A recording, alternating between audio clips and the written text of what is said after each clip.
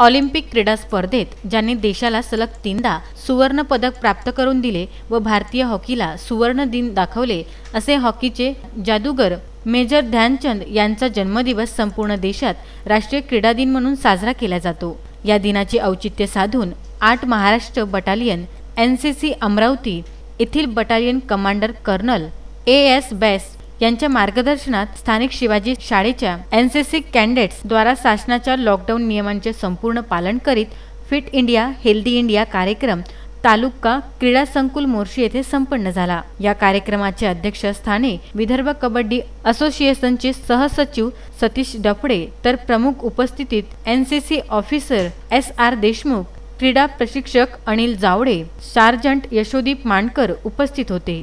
या प्रसंगी NCC cadets यांनी फाइट अगेन्स्ट कोरोनाची शपथ घेतली।